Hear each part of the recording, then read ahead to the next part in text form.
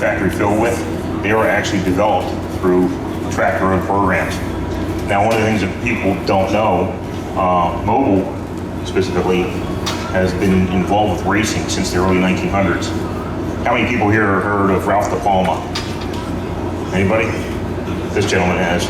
Ralph De Palma was a big Indianapolis 500 winner, won several years in a row. And Mobil is back in, again, 19 teens. There was Mobil oil in his car back then. So flip forward to 1974, and we're still involved with racing. Well, that's when Mobil 1 was born. And that was through racing. We were actually involved with some of the racing teams here in the US and Europe. And there was a gentleman that came up with synthetic base stocks, and they started like, hey, what are we gonna do with this? And we found out that synthetic base stocks have these fantastic properties when it comes to high temperature, when it comes to being in very severe environments. So they developed Mobil 1. And through the years, working with some of the teams that we do, we came up with the Mobil 1 racing oils. Again, that you're gonna find in some of the cars that you'll find on the track today. So the 3 and 4 car, they're using Mobil 1 racing oils. So why am I telling all you this? Because we have a very deep heritage in racing. And again, it's a lot of what we do on the track is a test bed. You're gonna find one of the most severe test environments out here on the track than anywhere else. We have dynamometers, we can run 24 hours a day, 365 days a year, and we're in the environment and everything else. But the really interesting thing is, you can test all day long, but until you actually get in the track, that is your proving ground. That will make or break you. And the fact that we have a technology program, we work with some of the Corvette teams, or the Corvette teams, that helps us prove our technology, gives us that advantage. And then in turn, again, we bring that to customers, we bring it to GM, factory filled with the Corvettes, and you guys know through and through that we have a tested product that's going to protect your engine in all sorts of different conditions. All right. Thanks, Andy. Again, my name is David Tsurusaki. I'm the Global Account Manager for EXXON-MOBIL Lubricants. My responsibilities are basically General Motors. If anybody has seen me speak in front of the crowd before, I only have one account. So if I go back in time during the bankruptcy, I was a little bit concerned for more than one reason. Because I don't know what would have happened back in time, but it's turned out fantastic. It's, 6 years ago now since that happened, and things have turned around significantly. As Andy said, we work a lot with the motorsports teams, and we try to develop products that we eventually want to see in a consumer vehicle. A good example of that is the 0W20 technology we actually tested with the Cadillac racing team. At the time it was K-Tech Engineering, now that's with the Pratt Miller team, but we were testing a 0W20 engine oil, so fairly low viscosity, not even an API certified oil at the time, to try to get additional horsepower without harming the engine. So that was almost 9 years ago when we started that. Today, if you notice, if you buy a brand new GMC or Chevy Silverado pickup truck, guess what viscosity oil it's coming with now? 0W20. Toyota, Honda, majority of OEMs now are 0W20 technology, basically for fuel economy. So we were doing it 8 or 9 years ago, and it was just last year that we started seeing OEMs use it as a consumer product. So it's a great example of real world things that we work on in motorsports that turn into consumer products. I want to give you a little tidbit. I'm from Minnesota.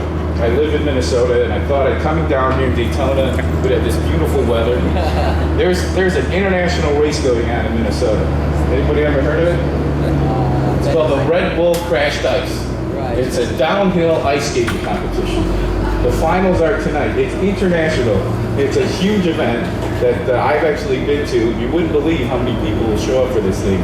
But that's our form of racing in the middle of winter. That's all we got. We can freeze ice and people can skate down it.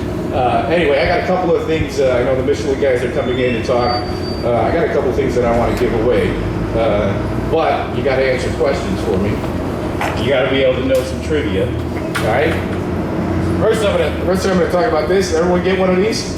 How many times have you been coming here to the event and get a bottle of oil? More than 6 or 7 times, maybe? Yeah, so that means I paid for an oil change for you. Remember that. Remember that. When you go to buy oil now, just remember, I bought you an oil change. All right. I get a kick out of symbolism. And if you notice this hat, it's obviously got the Corvette Racing logo on it, the Mobil 1 logo, but the side has our Pegasus logo, which is a very old Mobil logo. History behind this, it was used in Japan many, many years ago. It was actually facing the other direction, and it was anatomically correct at the time. It switched over, I don't remember the year it was, but we continue to use it. And we don't use it as much as we used to, but it's still a very vivid symbol. You look at it, you know exactly what it is. The back of the hat has a symbol on it. Anybody recognize that? Can't see it. Fleur-de-lis. The fleur-de-lis? Yeah. Okay. Does anybody know why that's on this hat? Lamont. Because you're Welsh.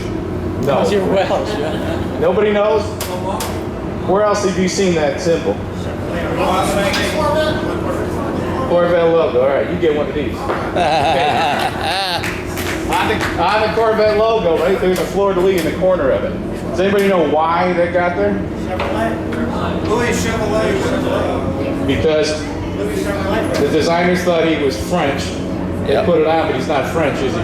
No. So it was supposed to be a symbol for Louis Chevrolet, so they stuck it on there. And it was back when they were designing the logo. So I put it on the back of the hat. A lot of people are going to say, why are you having New Orleans Saints logo on the back of the racing hat? So now you would have the coolest hat ever. So you get another one. All right, and I have one more actually that I promised to somebody that said they had a friend that couldn't make it, and I don't know where he's at. Oh, well, okay, it's my brother-in-law. Right, he was coming. Right. All right, this is specifically for him. Okay. Thank you. All right, we have a few seconds for questions. So if you have any specific questions, it gets too technical, Andy has to answer. Dexos is a specification by General Motors for their oil. So just like a lot of OEMs, they create their own test standards. And it could have the certain viscosity requirements, it could have wear protection requirements, whatever it happens to be. That came out about 5 or 6 years ago, actually finalized. We were working on it, believe it or not, almost 8 years ago, before it was even named. The first 2 products tested, there's a Dexos 1 for gasoline, Dexos 2 for diesel. The first 2 products tested were Mobil 1 530 for Dexos 1, Mobil 1 ESP 530 for Dexos 2. We passed every test. This was 8 years ago. The final specifications only came out 5 years ago. So we're working right now on the next generation Dexos right now, which may come out in 2016. So we're working, but it's a specification by General Motors for their engine oils. In the back. Following up on that oil change development, what is the shelf life of Mobil 1 So if I understood it was, what is the shelf life of Mobil 1? On open container? Approximately 10 years. What about infrequently driven vehicles, say, a couple thousand miles, but over 6 months to a year? Once it's in the vehicle, how frequently should it be changed? Yes, no, no. Yeah, I mean, that question comes up a lot, and just like storage of oil in an engine, storage of oil on a shelf, not significantly different. What does happen when you store a car that has the ability to breathe, or an engine that has the ability to breathe air, and then you can get moisture. So a car's sitting for a long time. At minimum, you should try to start it to get it up to operating temperature on a regular basis to drive off moisture. If not, that's the small risk. What you do have a unique benefit of Mobil 1, we have a lot of corrosion inhibitors in Mobil 1 versus typical oils, more than we have to.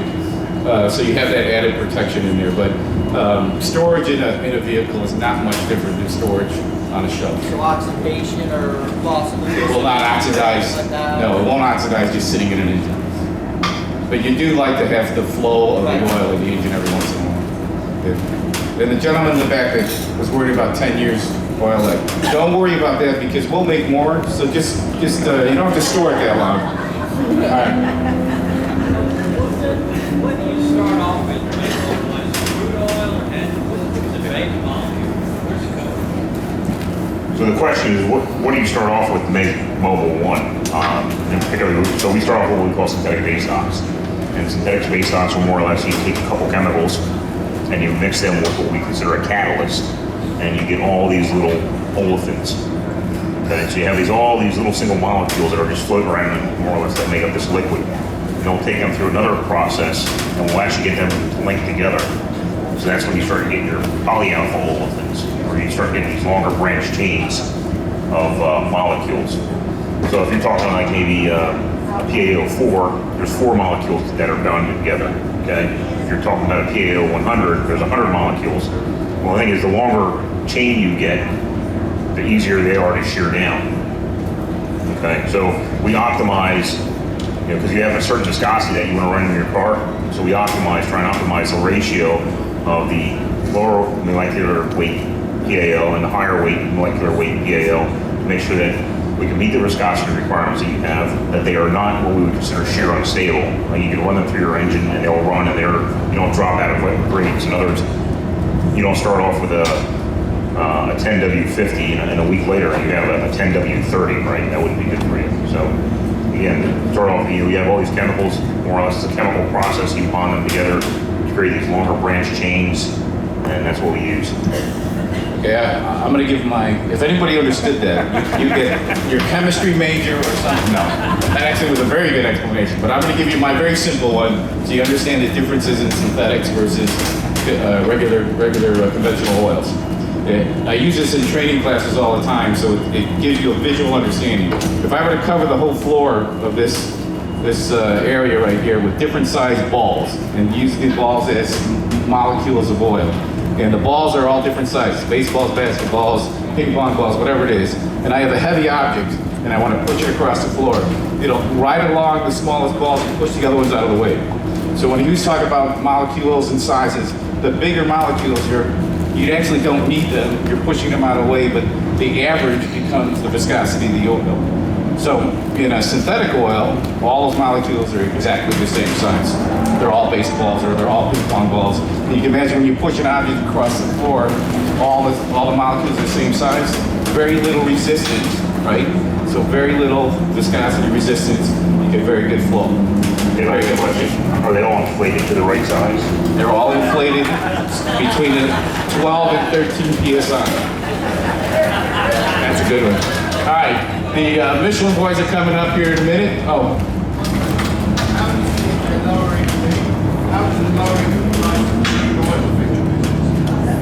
Negatively.